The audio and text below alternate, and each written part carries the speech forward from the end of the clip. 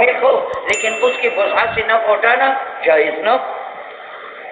ارچ مجبعی کا ہے وہ ثبوت ملک کی مشتری کا ہے، اور ارچ مقتضا نہیں کا ہے وہ حرمت تصرف کا ہے، اور ممکن ہے جمع بینہما درمیان ملک کے اور درمیان حرمت تصرف کی بے ایت ملک کہ ملک تو ثابت ہو مشتری کا لیکن تصرف حرام ہو. کیسا؟ میرے پاس سرکہ پڑا، وہ خود بخود شراب بنا تو میرا ملک ہے لیکن تصرف حرام. علیہ آپ کو معلوم نہیں ہے انہو لو تخمر العصیر، اگر شیرہ خود بخود شراب بن جائے، ملک مسلم میں نہیں ابقا ملکو فیہا، ملک اس میں ہے لیکن تصرف حرام ہے. وَلَهَذَا قَالَ أَصْحَابُنَا. اب جب صوم فعل شریع ہے اور اس صوم سے یوم النحر میں منع آیا، ہمارے مذہب کے مطابق ہے صوم یوم النحر جو ہے یہ مشروع لذتی ہے اور نظر بالمشروع جائز ہے، لہذا نظر بصوم یوم النحر جائز ہے. البتہ عملاً صوم نہیں رکھے گا بلکہ بعد میں کیا کرے گا؟ اذا نظر لصوم یوم النحر وایام التشریق یصح نظرہ، نظر صحیح ہے کیونکہ یہ نظر ہے بصوم مشروعنا. اسی طرح صلاۃ فعل شرعی ہے کیونکہ اسلام سے پہلے اس کا معنی دعا تھا اور اسلام کے بعد اس کا معنی ارکان مخصوصہ اقوال مخصوصہ ہے تو فعل شرعی ہے. اور اس سے ایک جگہ میں منایا ہے، وہ کون سی صلاۃ ہے؟ فی ارض مغصوبۃ نا. تو ہم کہتے ہیں اگر کسی نے ارض مغصوبہ میں نماز پڑھی تو یہ مشروع لذتی ہے تو ذمہ فارغ ہو جاتا ہے. لو نظر بالصلاۃ فی الاوقات المکروہہ، اچھا یہ اوقات مکروہہ ہے، نو یصح کیونکہ یہ نظر عبادت مشروعہ کے ساتھ لما ذکرنا کہ نہیں جو ہے یہ موجب بقا فعل کا مشروعان. ولہذا قلنا لو شرعا فی النفل، اگر ایک انسان شروع کرتے ہیں نفل میں اوقات مکروہہ کے اندر، نو لزمہ بالشروع کیونکہ اوقات مکروہہ میں نفل مشروع لعینہا، اور جو شے مشروع لعینہا ہو وہ لازم بالابتداء.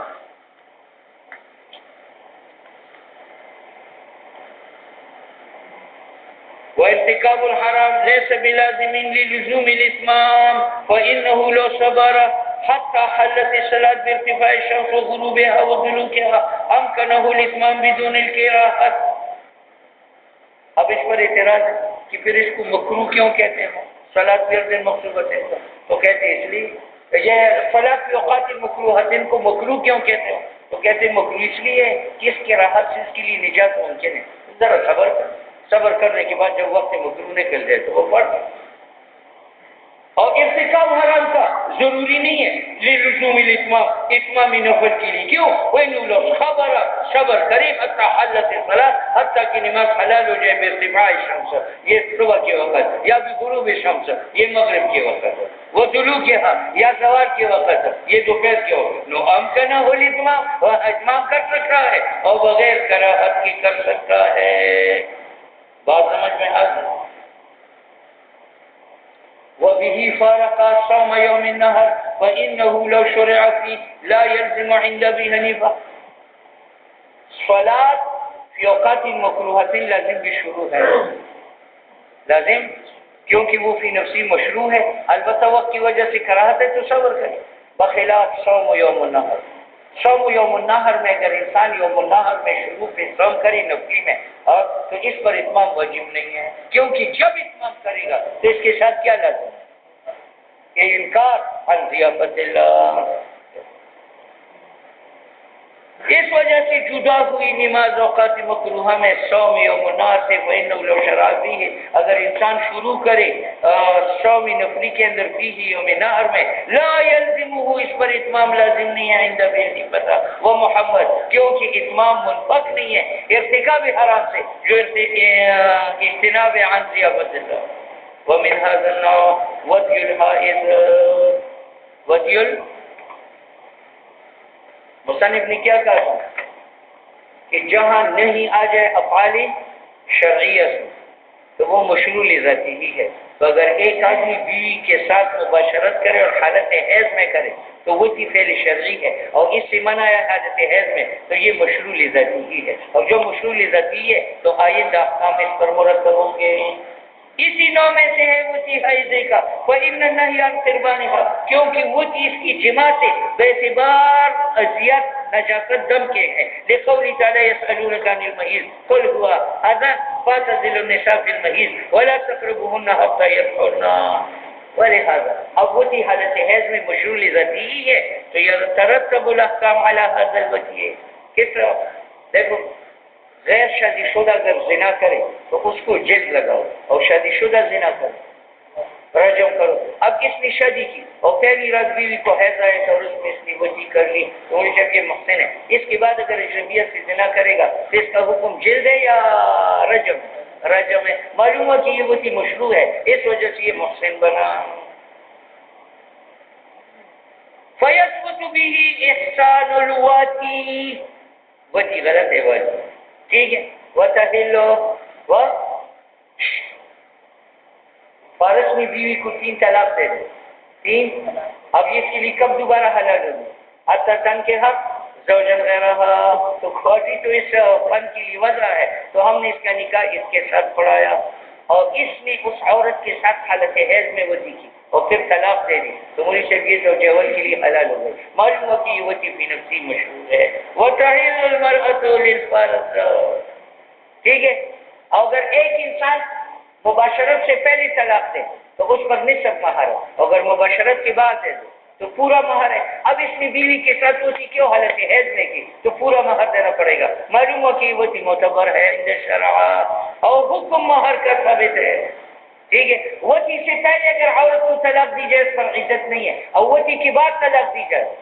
اب اس نے بیوی کے ساتھ وتی کیوں حالت حیض میں کی اور بعد میں طلاق دے دی تو اس کے اوپر عدت ہے. معلوم ہو یہ وتی مشروع ہے. ونفقہ، وہ بھی حالت الحیض کے بعد اس نے طلاق دی تو عورت کا نفقہ ہے. معلوم ہوتی وہ چیز معتبر ہے. بات سمجھ میں آ گئی؟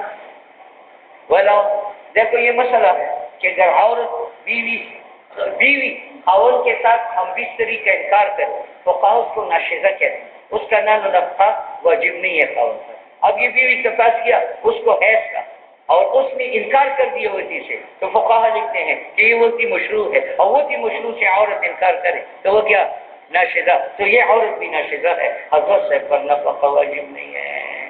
ٹھیک ہے یا نہیں؟ وَلَوْ ابْتَلَعَتْ، اگر عورت انکار کرے حیض میں من التمکین خاون کو قدرت دینے سے وضی پر اور کیوں کرے لیا جیسا کہ پہلے مہر دو پھر ملوں گی نکانت ناشزۃ عندہما ولا یستحق نفقہ. بات سمجھ میں آ گئی؟ اب اس پر اعتراض کہ وضی حالت حیض میں مشروع ذاتی ہی ہے لیکن حرام یہ غیری تو ہے اور حرام پر احکام مرتب نہیں ہوتے تو آپ کی وضی حالت حیض پر احکام کیوں مرتب کی؟ کہتے ہیں حرمت منافی نہیں ہے احکام کے ساتھ. بس اوقات ایک چیز حرام بھی ہوتی ہے اور اس پر احکام شرعیہ بھی یہ منع ہے اس قول کا. اور حرمت وضی کا حالت حیض میں یہ منافی نہیں ہے ترتب احکام کے ساتھ. جیسے دیکھو حائضہ کو طلاق دینا ممنوع ہے. حالت حیض میں طلاق نہ دو تو طور میں دے لیکن اگر کوئی دے دے تو کیا ہوگا؟ فرقت واقع ہوگی یا نہیں؟ یا وہ وضو بالمیاء مکتوبہ اس نے اپنی تبلیغی سے لوٹا غصب کیا اور استنجا ہمارا. بات سمجھ میں آ گئی؟ تو مجھے سے یہ کام تو منع ہے لیکن کیا اس کی تعارف حاصل ہو گئی ہے؟ نماز پڑھ سکتے.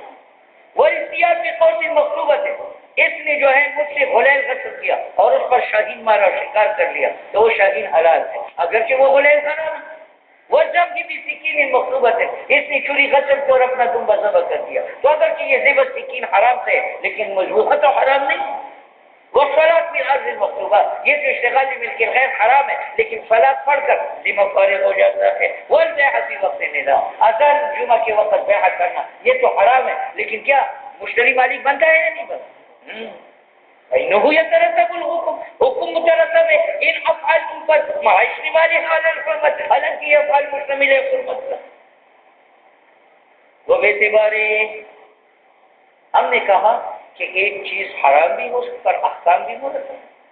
اب فسق حرام ہے لیکن فسق کے باوجود فاسق شہادت کرے تو وہ کیا معتبر ہے.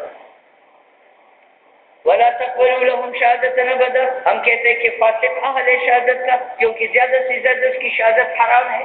لیکن اگر طلاق حرام حیض میں موجب فرقت کا ہے تو شہادت حرام بھی مثبت ہے مل کی مدعی کا. وینعقد النکاح بشہادت الفساق، کیوں نہیں قبولی شہادت سے، بغیر شہادت کے محال ہے. یہ قبولی شہادت سے من دلیل ہے کہ شہادت ہے، ٹھیک ہے یا نہیں؟ وَإِنَّمَا لَمْ تُقْبَلْ شَهَادَتُهُمْ، ان کی شہادت قبول نہیں ہے لِفَسَادٍ فِي الْأَدَاءِ لَا لِعَدَمِ شَهَادَتِ اصْلَاح، نہیں کہ یہ اہل نہیں ہے شہادت کا. وَلَا هَذَا لَا يَجِبُ عَلَيْهِمُ اللِّعَانُ، ان کے اوپر جو ہے وہ لعان نہیں ہے. لِأَنَّ ذَلِكَ أَدَاءُ الشَّهَادَةِ وَلَا دَعْمَ الْفِسْقِ، بیوی بھی فاسق ہے، خاوند بھی فاسق ہے، اور خاوند نے انکار کیا کہ یہ بچہ مجھ سے نہیں ہے، یہ سودا کوجکا کی بیوی ہے اور یہ اس نے بچہ رات کو جانا، اس نے انکار کر دیا یہ مجھ سے نہیں ہے تو کالا ہے، میں گورا ہوں، ٹھیک ہے یا نہیں ہے؟ ہاں تو مجھے سے دین پر لحاظ نہیں ہے، کیونکہ لحاظ کا منع ادائے شہادت، اور فاسق اہل نہیں ہے ادائے شہادت. کیا فصل فی تعریف طریق المراد بالنصوص. ان لمعرفت المراد، واسطے معرفت احکام کی نصوص کے ساتھ فروق ہے. ان میں سے یہ ہے کہ جناب لفظ کی جب تک معنی حقیقی مستعمل ہو تو ضرورت المجاز نہیں ہوگی، کیونکہ حقیقت اصل ہے اور مجاز فرع ہے، اور فرع مقابلہ نہ میں توانت و اصل ہو. ان اللفظ اذا كان حقیقتا لمعنى ومجازا لآخر نفر حقیقت اولا. ٹھیک ہے، مثالهما قال علماؤنا البنت المخلوقة من ماء الزنا يحرم على الزاني نكاحها. کوٹی نے اس عورت کے ساتھ زنا کیا، اسی زنا سے یہ بچی پیدا ہو گئی اور کل یہ بالغ ہو گئی، تو مولوی صاحب اس کا نکاح اس کے ساتھ جائز ہے یا نہیں ہے؟ تو ہم کہتے ہیں کہ جائز نہیں ہے، کیونکہ بنتا حقیقت ہے المخلوقت من ماء الوالد، اور مولوی صاحب یہ معنی حقیقی کے لحاظ سے اس کی بیٹی ہے اور بیٹی سے نکاح جائز نہیں ہے، تو اسی بھی. اور شاہ صاحب نے فرمایا یہ حلو، اور صحیح وہ ہے جو ہم نے کہا لأنہا مزنی کی جو بیٹی ہے بنت حقیقیت، یہ گواڈی کی بنت حقیقیہ ہے تو داخل ہے تحت قولی تعالی حرمت علیکم امہاتکم و بناتکم. اب ہماری نزدیک زانی کا نکاح بنت زنا کے ساتھ جائز نہیں ہے، اور ان کے ساتھ ان کی نزدیک جائز ہے، تو اس پر احکام مرتب ہوتے ہیں. من حل الوتی، نکاح کے بعد امام شافعی کی نزدیک وہ اس کے ساتھ وتی کر سکتا ہے، ہماری نزدیک نہیں. وہ وجوب المہر، امام شافعی کی نزدیک اس بنتی کا مہر کو واجب ہے، ہماری نزدیک نہیں. وہ لزوم النفقہ، امام شافعی کی نزدیک اس بنتا مزنیہ کا مہر کو واجب ہے، ہماری نزدیک نہیں. وہ حرمان التوارث، ہماری نزدیک اس کا وارثہ ہے اور امام شافعی کی نزدیک وارثہ نہیں ہے. وولایت المنع عن الخروج والبروز، اور جب نکاح کرے تو ہماری نزدیک اس کو حق نہیں ہے کہ ان کو نکلنے سے اور ظاہر ہونے سے روکے، یہ خاوند ہی نہیں ہے، اور امام شافعی کی نزدیک یہ خاوند ہے اور خاوند بیوی کو خروج و بروز سے روک سکتا ہے، لہذا اس کو روکنے کا حق ہے. ومنها ان احد المحملين اذا وجب تخصيصا في النص دون الاخر فالحمل على ما يستلزم التخصيص اولى. او دیکھو بھائی، ایک لفظ کے لیے ایک مفہوم عام ہے اور ایک خاص ہے، تو خاص مفہوم اولا ہے کیونکہ وہ یقینی ہے. جس طرح اولا مسلم النساء، اولا مسلم النساء کا مفہوم عام ٹچ ہونا ہے، اور ٹچ بلیت بھی ہے اور بشرمگاہ بھی ہے. اور ایک مفہوم خاص ہے، اس سے مراد جمع لیا وہ مس بلیت کو شامل نہیں ہے، تو ہم یہاں اولا مسلم النساء سے مراد کیا لیں گے؟ جمع. تو مس المرأة سے وضو نہیں ٹوٹے گا، مشکات میں پڑھ چکے. ان احد المحمل، ایک معنی ان میں سے جب واجب کری تخصیص نص میں دون الاخر، اور دوسرا معنی تخصیص واجب نہ کرے، نو حمل اس معنی پر جو تخصیص کو مستلزم میں اولا ہے. مثال فی قولی تعالی اولا مسلم النساء، نو ملامست اگر حمل کیا جائے جمع پر جیسے ہمارا مذہب ہے تو نص معمول بھی ہی ہے جمعی صوری وجود میں. جب بھی کوئی جمع کرے گا تو اس پر کیا ہے؟ اس کا وضو ٹوٹے گا یا نہیں ٹوٹے گا؟ اولو حملت علی المس بلیت، اگر لمس لسان سے مراد مطلق اٹیچمنٹ ہو تو نس مخصوص ہوگا فی کثیر من الصور. دیکھو بہن کو ہاتھ لگانے سے وضو نہیں ٹوٹتا، ماں کو ہاتھ لگانے سے نہیں ٹوٹتا، اجنبی کو ہاتھ لگانے سے ٹوٹ جائے گا. تو بعض صورتوں میں نس معمول ہے اور بعض میں نہیں.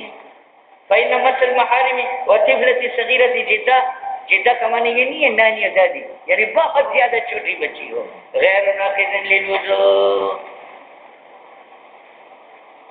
في صحيح قول الشافعي ويتفرع منه الاحکام على المذهبين من اباحة الصلاة. ایک آدمی نے عورت کو ہاتھ لگایا، ہمارے نزدیک اگر اس کا وضو تھا تو نماز پڑھ سکتا ہے، امام شافعی کے نزدیک وضو ٹوٹ گیا. ومس المصحف، ہماری نزدیک اس کا وضو ہے، قرآن کو ہاتھ لگا سکتا ہے، ان کی نزدیک نہیں. ودخول المسجد، ہماری نزدیک مسجد میں جا سکتا ہے، امام شافعی کی نزدیک نہیں. وصحة الامامت کر سکتا ہے. ولزوم التیمم عند عدم الماء وتذکر المس فی اثناء صلاۃ. آ جائے کوئی بات نہیں، وہ نماز نہیں ٹوٹتی، ان کی نزدیک ٹوٹ جاتی ہے. ومنها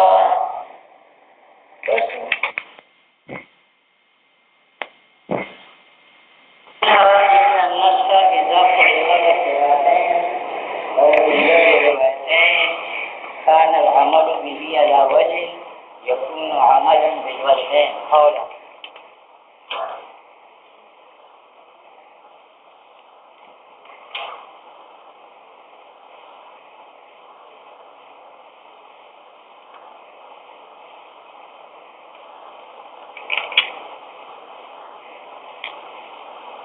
مصنف قوانین استدلال کے بتاتے ہیں، دو بیان کر چکا ہے، یہ تیسرا اصول ہے. اور میں ایک آیت ہے، اس میں دو قرات ہیں. ایک قرات کی وجہ سے اس کا حکم جدا ہے، دوسری قرات سے اس کا حکم جدا ہے. ہم کوشش کریں گے کہ دونوں قراتوں پر عمل کریں. جیسے قرآن میں ہے فاغسلوا وجوہکم وایدیکم الی المرافق وامسحوا برؤوسکم، آگے ہے وارجلکم وارجلکم. اگر ارجلکم ہے مجرور ہے تو یہ رؤوس پر عطف ہے، رؤوس منصوحات میں سے ہے تو ارجل بھی منصوحات میں سے. اور اگر قراءت ارجلا ہو تو یہ عطف ہے وجوہکم اور ایدیکم مقصولات پر، تو پھر یہ رجل جو ہے یہ مقصولات میں سے ہے. تو ہم نے ایک ایسا طریقہ نکالا کہ دونوں قراءتوں پر عمل ہوئے. ہم نے کہا کہ اگر خوف ہو تو ارجلی مجرور معطوف منصوب پر ہے تو مسح حمل ہے حالت خوف پر، اور ارجلا منصوب بھی ہے عطف مقصولات پر حالت عدم خوف میں. ٹھیک ہے، تو ہم نے یہ تقسیم اختفاف و عدم اختفاف کا نکالا اس لیے تاکہ دونوں قراتوں پر عمل ہو جائے کہ ارجلی مجرور معطوف منصوب پر ہے. یہ کس حالت میں؟ جب خوف ہو. اور ارجلا منصوب معطوف مقصول کے اوپر ہے، یہ کس حالت میں؟ جب خوف نہ ہو. ان النص نص اذا قرئ بقراءتين، جب اس میں دو قراءتیں ہوں، یا حدیث رویہ بروایتین نقال العمل به، عمل اس نص پر ایسی طریقے پر کہ وہ عمل بالقراءتین ہو، یہ اولا ہے. مثال قول تعالی ارجلا قرئ بالنصب، تو یہ عطف ہے مقصول پر وجوہکم وایدیکم پر، وبالخفض ارجلی تو یہ عطف ہے موصوف پر. تو ہم نے ایک طریقہ نکالا جس پر چل کر دونوں معمول ہے. فحملت قرأة الخبر على حالت تخبر کہ مضاف، وقرأة النصب على حالت عدم تخبر. ٹھیک ہے، اب اس تقریر کے مطابق جس طرح غسل رجل کا ثابت بالقرآن ہے تو مسح رجل کا وہ بھی ثابت ہے کس کے ساتھ؟ قرآن کے ساتھ. وہ اعتبار حاضر تقریر بعض علماء نے کہا کہ جواز مسح کا ثابت بالقرآن ہے. وکذالک جہاں دو قراتیں آئی ہو تو ہم ایک ایسا طریقہ نکالیں گے جس پر چل کر دونوں قراتیں معمول ہو جائیں. جیسے قرآن میں ہے کہ تم عورت کا حیض ختم ہو جائے تو تم ان کے ساتھ جمع کرو حتی یطہرنا. اب اس میں دو قراتیں ہیں، یطہرنا اور یطہرنا. یطہرنا تفسیر کے ساتھ کا معنی نفس پاک ہو جائے، اور یطہرنا کا معنی کہ خوب پاک ہو جائے. تو ہم نے کہا کہ اصل میں انقطاع دم کی دو قسم ہے. ایک انقطاع دم ہے بعد العشرہ، تو وہاں یطہرنا کی قرات ہے کہ انقطاع دم ہو تو مباشرت جائز ہے. اور جہاں ہے یطہرنا خوب پاک ہو جائے، اس کا معنی انقطاع دم جب عشرہ سے پہلے ہو تو پھر جمع نہ کرو جب تک غسل بھی نہ کرے، خوب پاکی آ جائے ایک انقطاع دم سے اور ایک غسل سے. تو انقطاع دم مع الغسل یہ معنی ہے یطہرنا کا. یہ کس صورت میں کہ انقطاع کی 10 ایام اندر آئے، اور یطہرنا نفس پاک ہو انقطاع دم. یہ کب؟ 10 دن کے بعد. ٹھیک ہے مرید صاحب، پیر صاحب کی مرید ہے ہماری جو پیر ہے. اچھا وكذلك قول تعالى حتى يطهرن قرئ بالتشديد او حتى يطهرن بالتخفيف ويعمل بقراءة التخفيف. عمل کیا جائے گا قراءة التخفيف پر. تخفیف کا معنی نفس پاک ہونا، اور نفس پاکی کب آتی ہے؟ انقطاع دم. یہ کب؟ اذا كان ايامها 10، جب 10 دن پورے ہو اور انقطاع دم کا ہو. غسل کا انتظار نہ کرو، مباشرت کر سکتے. اور عمل کرو بقراءۃ تشدید یا طہارنا کہ خوب پاک ہو جائے فیما اذا کان ایامها دون العشرہ، جب انقطاع دم کا ہو 10 سے کم تو وہاں صرف انقطاع دم کا بھی نہیں ہے جواز جماع کے لیے بلکہ غسل بھی ہے. ولهذا قال احناف اذا انقطع دم الحیض، جب دم حیض منقطع ہو جائے اقل من 10 ایام تو لم یجوز، جائز نہیں ہے وتی حیض کا جب تک غسل نہ کرے، کیونکہ کمال طہارت کا ثابت ہے بالاختصار. اولو انقطع، اگر منقطع ہو جائے اس کا دم ل10 ایام نجاز وتیها قبل الغسل، کیونکہ مطلق طہارت ثابت ہے بانقطاع الدم. ولہذا قلنا، اس وجہ سے ہم کہتے ہیں جب دم حیض منقطع ہو جائے 10 دن کے بعد آخری وقت صلاۃ میں نتظمها، کیونکہ نفس طہارت آ گئی ہے.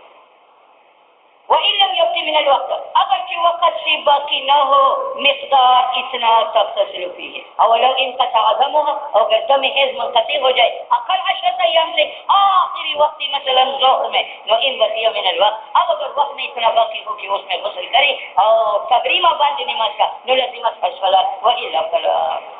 ثم نذكر طرق من التمسكات الضعيفة، یہ تو تمسکات صحیحہ تھی. اب ہم ذکر کریں گے تمسکات ضعیفہ تاکہ تنبیہ ہو جائے موضع نقصان پر فی هذا النوع استدلال میں. منها،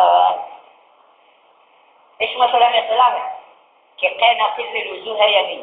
تو ہمارے نزدیک قے ناقض للوضو ہے اور امام شافعی کے نزدیک قے ناقض للوضو نہیں ہے. امام شافعی دلیل پیش کرتے ہیں قاء فلم یتوضا، ہم کہتے ہیں قاء فلم یتوضا سے کتنا معلوم ہو فاتحی معلومات کے لیے کہ قے کیا فوراً وضو نہیں کیا، اور اس میں اختلاف نہیں تاکہ ہمارے نزدیک بھی جائے. ہمارا تو دعویٰ ہے کہ قے ناقض للوضو ہے اور اس پر حدیث دال نہیں ہے. حدیث سے کیا معلوم ہوا کہ قے کی فوراً بعد وضو نہیں کیا. بات سمجھے، فلم یتوضا، اور اس میں ہمارا اختلاف نہیں. ہم کہتے ہیں قے کی بات تاکید کر سکتے ہیں وضو. اچھا، ہمارا دعویٰ کیا ہے کہ قے ناقض للوضو ہے اور اس سے حدیث ابھی نہیں. ان تمسک بمروی عن نبی صلی اللہ علیہ وسلم انه قال فلم يتوضا، اس حدیث کو دلیل بنانا واسطے اس بات اس کے کہ قے غیر ناقض ہے، یہ استدلال ضعیف ہے کیونکہ حدیث دلالت کرتی ہے کہ قے لا یوجب الوضوء فوراً حدیث وضو واجب نہیں کرتے. ولا خلاف بھی ہمارے سے انکار نہیں ہے، انکار فی کون خلاف فی کون ناقضا. وكذلك تمسک حرمت علیکم المیتہ، حرمت علیکم. اس مسئلہ میں اختلاف ہے کہ پانی میں مکھی مچھر گر جائے تو وہ فلیت ہوتا ہے یا نہیں. ہم کہتے ہیں فلیت نہیں ہوتا. امام شافعی رحمۃ اللہ فرماتے ہیں فلیت ہو جاتا ہے. دلیل حرمت علیکم المیتہ، حرام ہے تمہاری پر مردار، اور مکھی و مچھر جو ہے وہ کیا ہے، وہ مردار ہے. ہم کہتے ہیں حدیث میں دلالت کیا حرمت مکھی و مچھر پر، اس انکار نہیں ہے. انکار ہے طہارت اور نجاست میں، اس پر حدیث دال نہیں ہے. حرمت اور چیز ہے اور نجاست اور چیز ہے. زمین حرام ہے لیکن نجاست نہیں. ٹھیک ہے، حرمت علیکم المیتہ، اس کو دلیل بنا لے اس بات نجاست الماء بموت ذباب، یہ ضعیف ہے کیونکہ نص جو ہے وہ مثبت ہے حرمت میتہ کا، اس میں ہمارا اختلاف نہیں ہے. اختلاف کی فساد الماء ہے، نجاست امام ہے اور اس پر حدیث دال نہیں ہے. وکذالک تمسک، اس میں اختلاف ہے کہ ماء العنب سے ماء التمر سے نجاست کا دھونا جائز ہے یا نہیں ہے. تو ہم کہتے ہیں جائز ہے، امام شافعی کہتے ہیں جائز نہیں ہے. کیوں؟ اس لیے کہ حضور صلی اللہ علیہ وسلم نے ایک عورت کو کہا کہ اگر کپڑے کے ساتھ منی لگا دو جو ہوتی ہے اس کو ملو، ثم کروتی ہے، پھر اس کو ناخن سے کھرچ دو، ثم سیلیں بالما، پھر پانی سے دو. تو یہ ہماری تصویر تھی، معلوم ہوا کہ غیر سے جائز نہیں. ہم کہتے ہیں تو یہ معلوم ہوا جواز فصل کا بالما، لیکن یہ کہاں سے معلوم ہوا آدم جواز فصل کا بالما ہے.